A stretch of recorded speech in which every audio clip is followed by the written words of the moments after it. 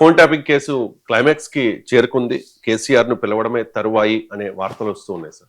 ఒకవైపు కాళేశ్వరం కేసులో ఆరోపణలు ఎదుర్కొంటూ ఉన్నారు కేసీఆర్. ఇప్పుడేమో ఫోన్ ట్యాపింగ్ కేసు. ఏంటి సార్, కేసీఆర్ అరెస్ట్ అవుతారనే ప్రచారం గత కొంతకాలంగా జరుగుతోంది. ఇప్పుడు మళ్ళీ అది రైజ్ అవుతున్న పరిస్థితి. ఏం జరగవచ్చు అండ్ వాటి ప్రభావం ఏంటి తెలంగాణ రాజకీయాల్లో?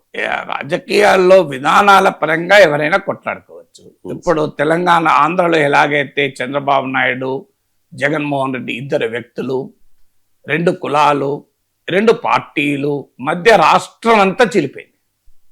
అన్ఫార్చునేట్లీ ఆ స్థాయికి తెలంగాణ కూడా తీసుకొస్తున్నారు అని భయం. రేవంత్ రెడ్డి టార్గెట్ గా ఎంటైర్ బీఆర్ఎస్, కేసీఆర్ టార్గెట్ గా రేవంత్ రెడ్డి. ఆఖరికి ఈ మధ్య రేవంత్ రెడ్డి రావులు రాజ్యము అని కూడా మొదలు పెట్టారు కదా. సో అంటే ఇక్కడ కూడా రెండు పార్టీలు, ఇద్దరు నాయకులు, ఆఖరికి రెండు కులాల మధ్య తెలంగాణ సమాజాన్ని కూడా పోలరైజ్ చేసేటువంటి పరిస్థితి వస్తుందా అనేది అనుమానం. సో డెఫినెట్ గా మీరు విధానాల పరంగా ఎవరినైనా ప్రశ్నించుకోవచ్చు. కానీ ఎక్కడ దాకా పోయింది? తోలు తీస్తా అని కేసీఆర్ అంటాడు, లాగుల్లో తొండలు తోలుతా అని హరీష్ రావు అంటాడు. సో మీకు ఇంకా శపథాలు రేవంత్ రెడ్డి చేస్తాడు. So where are we going పాలిటిక్స్లో? మీకు ఇష్యూస్ పైన ఎవరైనా ఫైట్ చేయొచ్చు, తప్పేమీ లేదు.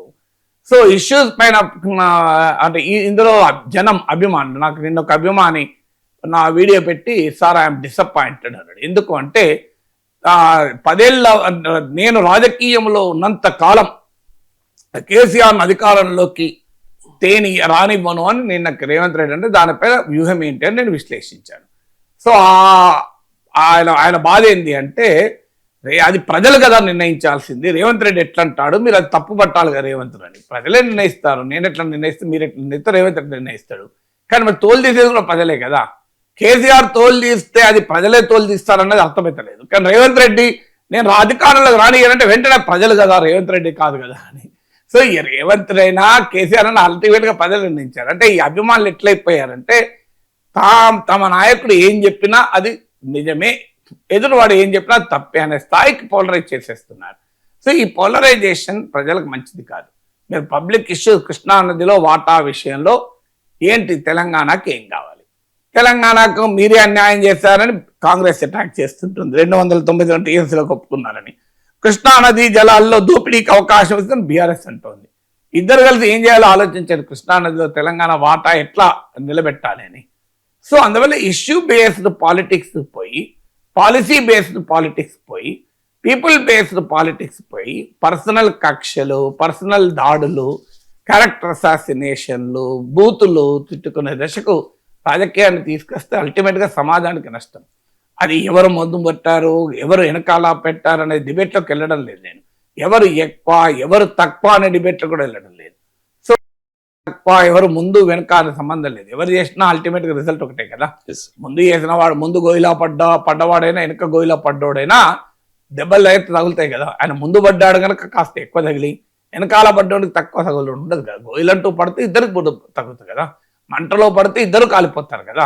ఆయన ముందు పడ్డాడు కనుక ఆయన ఎక్కువ కాలుతాడు, నేను తర్వాత పడ్డ తక్కువ కాలుతానంటారా? సో అందువల్ల ముందు వెనకతో సంబంధం లేదు.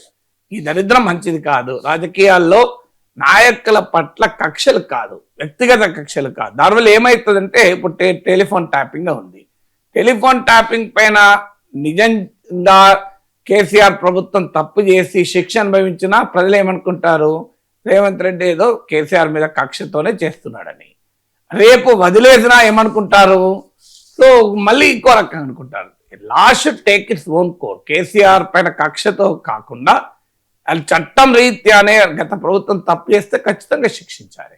ఇప్పుడు ఓటుకున్న కేసులో రేవంత్ రెడ్డిని అరెస్ట్ కూడా చేశారు, జరిగింది. ఇప్పటివరకు ఏమైంది? అది కేసీఆర్ అన్నేళ్ళ అధికారంలో ఉంటే ఓటుకునేటువంటి ఒక చిన్న కేసులో ఏమీ తేల్చలేకపోయారు కదా. కనబడుతున్నది కళ్ళ ముందు, మళ్ళీ అన్ని కనబడుతున్నాయి. సో ఏమైంది ఇంతవరకు? మరి కేసీఆర్ ప్రభుత్వం, బీఆర్ఎస్ ఆన్సర్ చేయాలి కదా. ఓటుకునే కేసులో ఎందుకు ఏమి చేయలేకపోయారు?